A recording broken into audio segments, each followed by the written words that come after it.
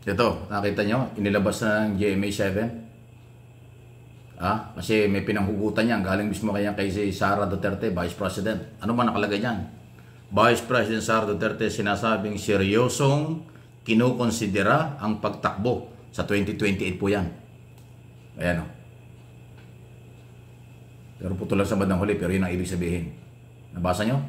Yan, galing sa GMA7. Thank you sa GMA7 dahil galing sa kanilang balitang yan, meron silang pinanghuhugutan. Seryosong kinukonsidera ang pagtakbo sa 2028. Eh, karapatan naman niya yan. Pero, ang tanong ngayon, ano ang dating yan sa mga nag-file ng impeachment? Di ba pang-iinsulto yan? Kasi, ang impeachment ay pagpapatalsik sa isang impeachable official. Ang paniniwala ng mga complainant na nag-file ng 3 impeachment before Congress, si Sara ay dapat ma-impeach. At pag na-impeach ang Vice President, eh hindi na yan pwedeng tumakbo sa kahit anong posisyon. Tapos kayo nang sabi ng pangalawang Pangulo, kinukonsidera o seryosong kinukonsidera. So ayun na yun. So ang feeling niya, siguro, wala yung impeachment na ito. Kaya ito big challenge ito sa mga nag-file ng impeachment at sa Kongreso at sa gobyerno. Parang ang tingin ni Sara, hindi naman ako ma-impeach. Wala naman yung impeachment na yan. Ayan. Kahit na sinasabi ng saligang batas na merong impeachment sa mga impeachable official, katulad ng Vice President. Kung meron talagang betrayal of public trust. So ayan, inuumpisa na. Yung seryosong kinukonsidera, yun na yun. At yan naman talaga ang layunin ng mga Duterte. Makabalik sa kapangyarihan. Kaya nga sila nag-rally ng 2 taon kalahati na. Panay ang paninira sa Marcos administration. Gusto talaga nilang bumagsak ang gobyernong ito. At wala namang ibang papalit yan kung hindi ang Vice President. Dahil yan ang saligang batas ang nagsasabi niyan. Si Sara yun. So, makaupo man si Sara bago ang 2028 o hindi, sa 2028, itatakbo talaga yan. At wala naman pwede makapigil yan. Ang pwede lang makapigil sa kanya, impeachment. Kaso hindi nga ako gumagalaw eh. Napakabagal ng Kongreso. Napakabagal ng gobyerno sa paggalaw dito sa impeachment. So, wala tayong magagawa dyan. Yan ay yung epekto ng kabagalan ng Kongreso sa pagsunod sa saligang batas, sa pagtatrabaho nila. Marami silang investigasyong ginagawa. Marami silang ginagawa kung ano-ano. Pero pagdating sa impeachment, tahimik sila. Ayaw kumilos, ayaw gumalaw. Bakit? Kaya ayan, iniinsulto na kayo. Kasi para sa aking analysis at opinion, pang-iinsulto yung mga pahayag na yan. Dapat na yan, sasabihin ni Sara kung talagang gusto niya na walang away-away. Ay, hindi ko iniisip yung 2016. Harapin ko muna ang problema ng bayan. Kung merong impeachment, haharapin ko muna. Dapat gano'n ang mga paliwanag. Pero hindi. Seryoso na daw na kinukonsidera niya. So wala siyang pakalam sa impeachment. Wala itong mga complainant na ito. Bali, wala itong kongresong ito. Parang gano'n ang dating. O, nakita? Sino ininsulto? Hindi kayo. Kayong mga complainant at kayong mga congressman. Kasi super bagal kayo.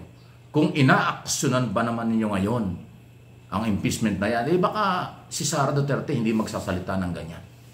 Sumalinaw na. Yung seryosong kinukonsidera, talagang yan na po yung magiging kandidato nila. Gustong bumalik ng mga Duterte sa kapangyarihan sa 2028. Ayan na. Yung pag-amin, yan na po yan. So, anong dating nito sa mga complainant ng impeachment? Siyempre gusto nilang ituloy yan. Ang problema ho wala, tali yung kamay nila dahil yung Kongreso hindi gumagalaw Puro press release. Puro interview. Yung Secretary General ng Kongreso may hawak ng kaso, ayaw niyang galawin. Hindi pa niya ginagalaw. Pero dati nung nakaraang linggo, next week. Ngayon nagsalita niya, next week na naman. Puro siya next week. Ilang araw na lang sarado ng Congress. Magsasara na po ang 18th Congress. Pag nagsara ang 18th Congress, wala na yan. Hindi na pwedeng pag-usapan yan. Next Congress na yan pag-uusapan. Anong nangyari kung gano'n? Di wala. Hindi nyo napansin si Velasco tuwing interview. Next week may mangyayari. Next week may gagawin kami. Next week na naman. Kahapon nag-press conference. Yan naman ang sinasabi. By next week na naman Puro pangako yung mamang yan. Samantalang itong kabila, kampo ni Sara Duterte, ay tuloy naman ang focus nila sa 2028. Yung pag-amin niya na seryosong kinukonsidera, yun na yung focus nila ngayon. Yung 2028 na. Dahil gusto talaga nila makabalik. Kung hindi nila makuha, maagaw ang kapangyarihan kay Pangulong Marcos sa ngayon, na yun naman talaga ang galaw nila, na parang gusto nilang pabagsakan ng gobyernong ito dahil wala naman silang magagawa kung hindi ang susunod dyan ay pangalawang Pangulo. Kung hindi sila magtagumpay dyan, yung 2028 na ang kailang target. Pwedeng maharang yan kung mayroong impeachment. Kung mai-impeach si Sara, ay kaso wala nga akong gumagalaw. Paano yan? Iyan na ngayon ang nangyayari. Okay? Yan po yung aking paniniwala dyan. So yung paghahayag na ganyan, hindi biro. Ay nilabas na nga ng GMA7. Salamat sa GMA7. Actually, lumabas na yun sa press conference. Lumabas na yun sa maraming media. At yun nga ho yung pagpapatunay na doon na nakapokus si Sara Duterte. Talagang gusto niya maghawak ng kapangyarihan ito. At ito na yung matindi. Pag nakabalik sa kapangyarihan ng mga Duterte, kawawa si Pangulong Marcos, kawawa ang First Family, kawawa si Romualdez, kawawa sila lahat dyan. Babalikan kayo, maniwala kayo. Babalikan ang mga nagpahirap sa kanila. Babalikan itong mga politikong ito at ang gobyernong ito. Gusto niyo yung ganon? O wala, bahala kayo sa buhay niyo. Ang babagal niyo kasi, paisi-isi kayo eh. Yang gigil na yan ng mga Duterte, pag nakabalik sa kapangyarihan, yari, kawawa ang mga Marcos, kawawa ang Romualdez, kawawa si Pangulong Marcos at saka si Speaker, pati si First Lady, lahat ng kaalyado ni Pangulong Marcos, babalikan niya ng mga Duterte. Yan ang aking sarili. Opinion ko lang ito. Analysis ko lang po ito. Hindi humalayong mangyari yan kapag sila'y nakabalik. Mapatalsik na si Marcos, mahawakan nila ang kapangyarihan, o sa eleksyon sa 2028, pag sila nanalo, matindi ang aaboting kaso, investigasyon, paninira sa mga Marcos at Romualdez kapag ho nakabalik sa kapangyarihan niya mga yan.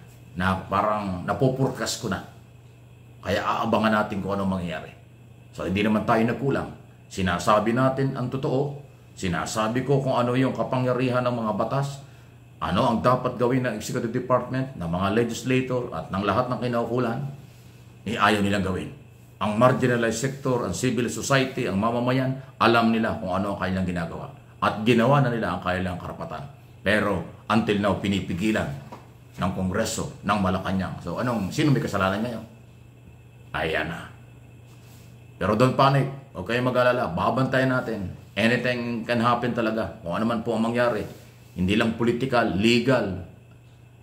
Kailangan mga ibabaw ay ang pagpapatupad ng batas. Pero sa ngayon po, hindi. Masyadong napopolitika, masyadong nilang pinupolitika, masyadong nililin lang nila ang mga Pilipino. Sa kung anong dahilan, siguro, personal nilang issue kung ano man yun, ayaw nilang aminin. Ano ba ang personal na issue at dahilan bakit ang gobyernong ito ay malambot sa mga Duterte? Hindi ko rin alam. Sila lang ho nakakaalam niya dahil personal yan. Ayaw ko naman pakialaman. Maliba kung aaminin nila. Please like and share ng ating mga video. Dito sa channel na ito, MA Pinoy TV. At siyempre, pakisama na rin ninyo. Subscribe na rin doon sa aking isang channel, Mike Abe Opinions.